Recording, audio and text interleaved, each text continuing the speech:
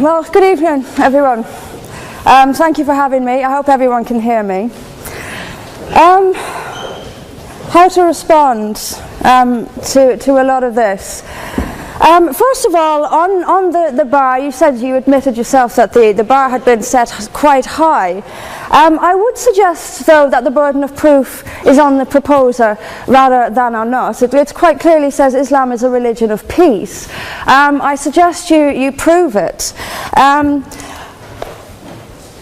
We've also been told here tonight when we opened that this debate must take place in the real world. Well, absolutely, yes, it must. It must take place in the real world. And I will describe what Islam is doing in the real world. We can sit and we can debate theocracy day in, day out. We will never agree. We can debate, is there a God, isn't there a God, is the Quran real, isn't it? None of it actually matters. What matters is what happens in the real world, as my opponent quite rightly said. My side of the argument is regularly told that we've heard it again tonight, we were described somewhat as hate.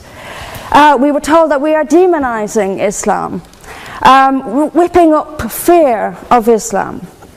Not the first time I've been accused of this, probably won't be the last. But let me just say, and let's take this into the real world as we've been advised to do. Let me tell you what actually whips up fears of Islam. We take it from the top: 9/11, the London Underground bombings, Madrid, Mumbai, Mali, Bali, northern Nigeria, Sudan, Afghanistan, Saudi Arabia, Iran, Yemen, Pakistan, death for apostasy, death for blasphemy, death for adultery, death for homosexuality, gender segregation, gender discrimination, unequal testimony between men and women in legal proceedings, child marriage, amputations, beheadings, imprisonment for being raped, anti-Semitism, burqas, execution, as I've said, for this, that and the other, the slaughter of Theo van Gogh on the streets of Amsterdam, death threats on the streets of London, butcher those who insult Islam, Muslim patrols in East London telling people they are entering Sharia controlled zones, polygamous marriages, marriage not requiring the consent of the bride. This is what causes fear of Islam. It is not me, it is not my colleagues on this side. What information on that point? If Islam and Muslims are responsible for the Muslim patrols, I'm not finished. I'm not. I mean, let me speak on. But the point is that it is not I or my fellow debaters on this side who are causing fear of Islam. It is the actions of Muslims that are causing fear of Islam. That is the real world. That is where we actually live. Then we'll be told that this is just the extreme fringe of Islam. Well, let me have a look at Saudi Arabia. Saudi Arabia, the birthplace of Islam, the custodian of its holy sites. In Saudi Arabia, a woman is not allowed to drive. She is not allowed to leave the house without a mahram. She is not allowed to vote, although they've been incredibly generous by allowing some votes in the next elections. This is apparently the extreme fringe of people are executed for blasphemy, executed for apostasy. In Saudi Arabia, the birthplace of Islam, we'll be told that's the extreme fringe of Islam. No, it is not. Calling Saudi Arabia the extreme fringe of Islam is like calling the Vatican the extreme fringe of Catholicism. Sorry, it just doesn't work. Then we'll be told that we've misunderstood. Violent Muslims have misunderstood. Saudi Arabia has misunderstood. Iran, which stones people to death for adultery, has misunderstood. Yemen, which marries children at the age of 9, has misunderstood. Has there ever been a more spectacularly misunderstood religion than Islam? It seems that these nations who apply it as their laws, nations which have the Quran as their constitution, innumerable nations, where there is no free speech, where there is no freedom of religion, they've all got it wrong. They've all got it wrong. It's quite a spectacularly misunderstood religion.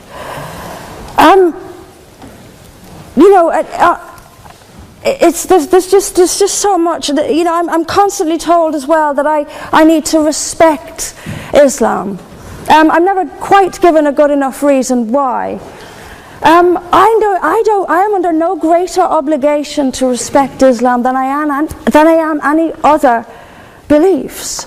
I'm under no more obligation to respect a woman oppressed in the name of Islam than if she is oppressed by the BNP or anyone else. I am under no obligation to make compromises with an ideology I simply don't see as peaceful. Why don't I see it as peaceful? Because of the evidence. If I look around the world and I see the countries where Islam calls the shots, all I see is brutality and violence imposed by the state.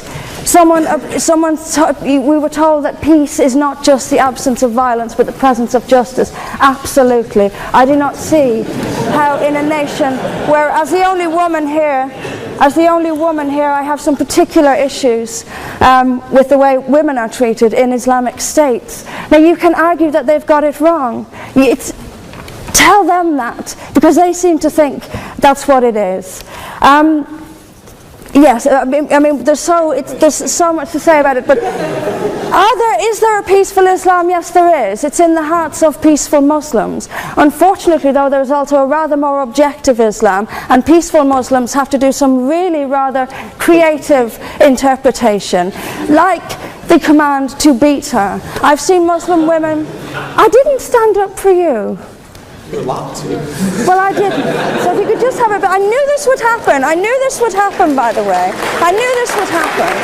What I'm saying is completely controversial and will be booed and shouted down, and I have no doubt my colleagues the same. I knew this would happen. You say anything negative, you'll get the boos. I'm actually going to leave it there. But I will finish just by saying this. There are hundreds of millions of peaceful Muslims. That is a fact. But that does not mean that Islam itself is peaceful. Peaceful Muslims interpret verses of the Quran so almost beyond recognition it's reinterpreted. Like the command to beat her. It's there in the Quran, and I've seen Muslim women try to dance around it. They put words in there that simply aren't there. That's what it says. It says beat her. And in the countries where the Quran calls the shots, that is exactly what they do. This is not peace. This is not justice. Islam is not a religion of peace, as the evidence shows us. Thank you.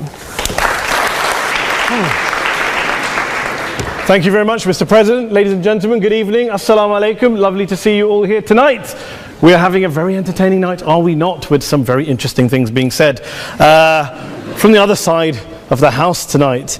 Let me begin by saying, as a Muslim, as a representative of Islam, I would consider myself an ambassador for Islam, a believer in Islam, a follower of Islam and its Prophet.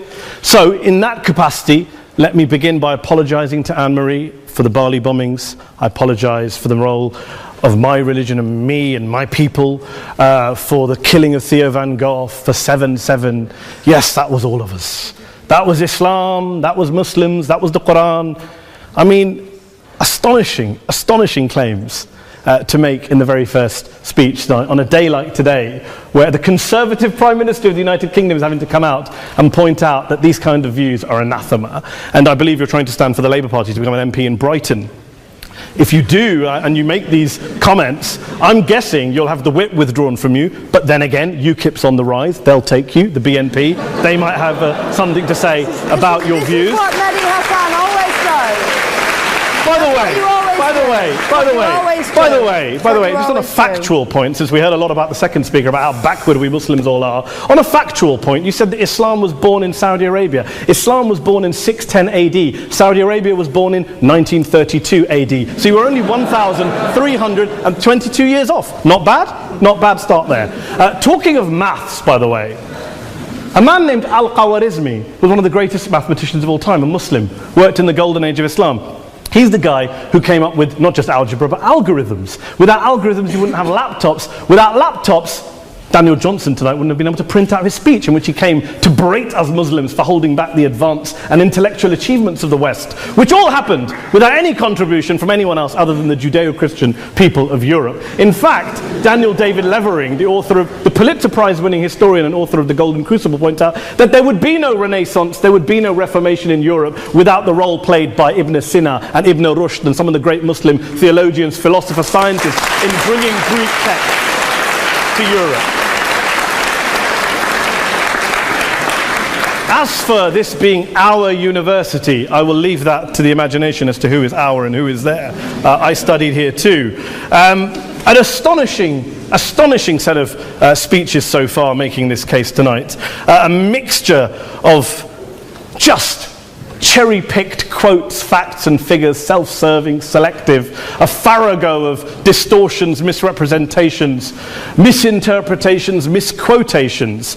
Daniel talked about my article in the New Statesman, which got me a lot of flack, where I talked about the anti-Semitism that is prevalent in some parts of the Muslim community, which indeed it is. Of course, I didn't say in that piece that it was caused by the religion of Islam. In fact, modern anti-Semitism in the Middle East was imported from, finish the sentence, Christian, Judeo-Christian Europe, where I believe some certainly bad things happened to the Jewish people. In fact, Tom Friedman, Jewish-American columnist in the New York Times, told me in this very chamber last week that he believed, had Muslims been running Europe in the 1940s, 6 million extra Jews would still be alive today. So I'm not going to take lessons in anti-Semitism from someone who's here to defend the Judeo-Christian values of a continent that murdered 6 million Jews.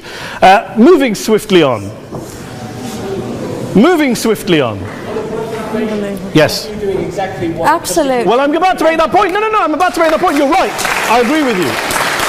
I agree with you 110%. That is my point. I don't think Europe is evil or bad. I'm a very proud European. I don't want to judge Europe on that basis, but if we're going to play this gutter game where we pull out the Bali bombing and we pull out examples of anti-Semitism in the Islamic community, then of course I'm going to come back and say, well, hold on. I mean, look, let's be very clear. Daniel here was a last-minute replacement for Douglas Murray, who had to pull out. And Douglas and I have a well-documented differences, but to be fair to Douglas, as to be fair to Anne-Marie and to Peter, atheists. Atheists see all religions as evil, violent, threatening. What the problem I have with Daniel's speech is that Daniel comes here to write this robust defense of Christianity, forgetting that his fellow Christians, people who said they were acting in the name of Jesus, gave us the Crusades, the Spanish Inquisition, the anti-Jewish pogroms, European colonialism in Africa and Asia, the Lord's Resistance Army in Uganda, not to mention countless arson and bomb attacks on abortion clinics in the United States of America to this very day. I would like a little bit of humility from Daniel first before he begins lecturing other communities and other faiths on violence, terror and intolerance. But, no thank you. Some water. But I would say this, to address the gentleman's very valid point here, I'm not going to play that game. I don't actually believe that Christianity is a religion of violence and hate because of what the LRA does in Uganda or what Crusaders did to Jews and Muslims in Jerusalem when they took back the city in the 12th or 13th or whatever century it was. I believe that Christianity, like Islam, like pretty much every mainstream religion, is based on love and compassion and faith. I do follow a religion in which 113 out of the 114 chapters of the Quran begins by introducing the God of Islam as a God of mercy and compassion. I would not have it any other way. I don't follow a religion which introduces my God to me as a God of war, as some kind of Greek God of wrath, as a God of hate and injustice. Not at all. As Adam pointed out, you go through the Quran and you see the mercy and the love and the justice. And yes, you have verses that refer to warfare and violence. Of course it does. This is not a motion about pacifism. I'm not here to argue that Islam is a pacifistic faith. It is not. Islam allows military action, violence in certain limited contexts. And yes, a minority of Muslims do take it out of that context. But is it religious? We talked about Woolwich. Daniel and Anne-Marie have suggested that it's definitely religion that's behind all of this. Well, actually, what I find so amusing tonight is we're having a debate about Islam, and the opposition tonight have come forward. We have a graduate in law, a graduate in modern history, a graduate in chemistry, and you know, I admire all of their intellects and their abilities, but we don't have anyone who's actually an expert on Islam, a scholar of Islam, a historian of Islam, a speaker of Arabic, even a terrorism expert or a security expert or a pollster, let alone to talk about what Muslims believe or think. Instead, we have people coming here, putting forward these views, putting forward these sweeping opinions. Listen to Professor Robert Pape of the University of of Chicago, one of America's leading terrorism experts, who, unlike our esteemed opposition tonight, studied every single case of suicide terrorism between 1980 and 2005, 315 cases in total. And he concluded, and I quote, "There is little connection between suicide terrorism and Islamic fundamentalism or any of the world's religions. Rather, what nearly all suicide terrorist attacks have in common is a specific secular and strategic goal to compel modern democracies to withdraw military forces from territory that the terrorists consider to be their homeland." And the irony is, when we talk about terrorism, the irony is that the opposition and the Muslim terrorists, the Al-Qaeda types, actually have one thing in common. Because they both believe that Islam is a warlike, violent religion. They both agree on that. They have everything in common. Osama bin Laden would be nodding along to everything he's heard tonight from the opposition side. He agrees with them. The problem is that mainstream Muslims don't. The majority of Muslims around the world don't. In fact, a gentleman here started quoting all sorts of polls. Gallup carried out the biggest poll of Muslims around the world, of 50,000 Muslims in 35 countries. 93% of Muslims rejected 9/11 and suicide attacks. And of the 7% who didn't, they all, when polled and focus grouped, cited political reasons for their support for violence, not religious reasons. And as for Islamic scholars and what they say, well, Daniel talks about our University of Oxford. We'll go down to Oxford Centre for Islamic Studies, get hold of a man named Sheikh Afifi al-Akiti, who is a massively well-credentialed and well-respected Islamic scholar, who has studied across the world, who in the days after 7/7 published a fatwa denouncing terrorism in the name of Islam, calling for the protection of all non-combatants at all times, and describing suicide bombings as an innovation with no basis in Islamic law. Go and listen to Sheikh Tahir al-Qadri, one of Pakistan's most famous Islamic scholars, who published a 600-page fatwa condemning the killing of all innocents and all suicide bombings unconditionally without any ifs or buts.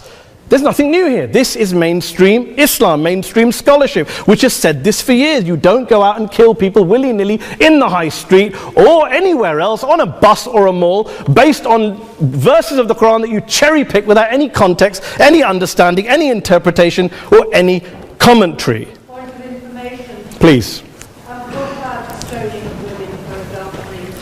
Well, it doesn't happen apparently.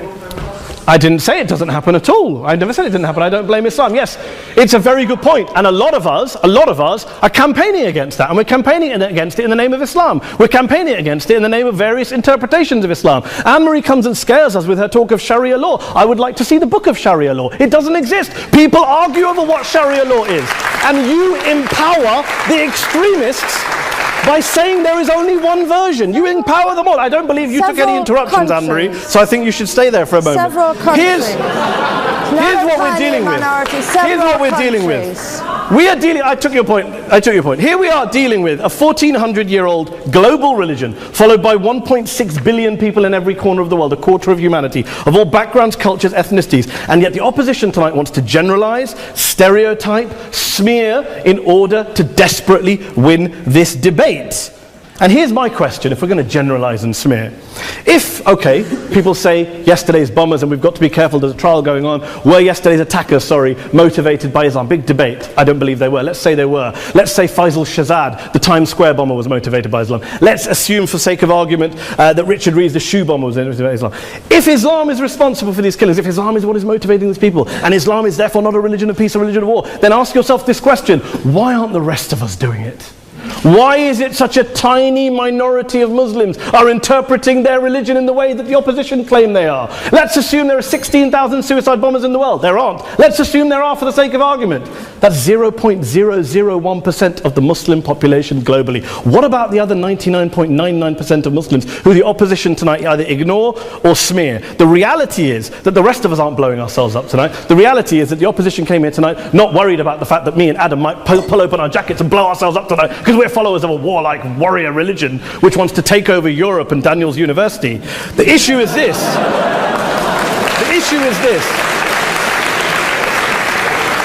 Unless the opposition can tell us tonight, and Peter Atkins is here, one of our great atheist intellectuals, can tell us tonight, they can answer this question tonight: why don't the vast majority of Muslims around the world behave as violently and aggressively as a tiny minority of politically motivated extremists? Then they might as well give up and stop pretending they have anything relevant to say about Islam or Muslims as a whole. Ladies and gentlemen, let me just say this to you. Think about what the opposite of this motion is.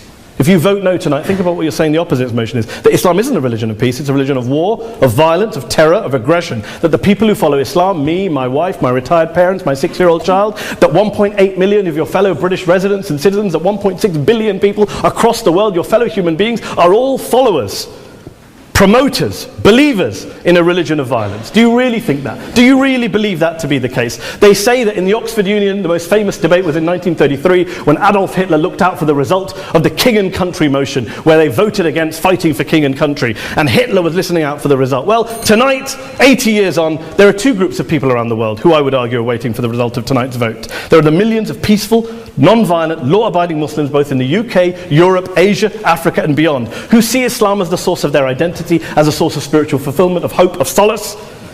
And there are the phobes, the haters, the bigots out there who want to push the clash of civilizations, who want to divide all of us into them and us and ours and their. Ladies and gentlemen, I urge you all not to fuel the arguments of the phobes and bigots. Don't legitimize their divisions. Don't legitimize their hate. Trust those Muslims who you know, who you've met, who you hear, who don't believe in violence, who do want you to hear the peaceful message of the Quran as they believe it to be taught to the majority of Muslims, the Islam of peace and compassion and mercy, the Islam of the Quran, not of Al-Qaeda. Ladies and gentlemen, I beg to propose this motion to the House. I urge you to vote yes tonight. Thank you very much for your time.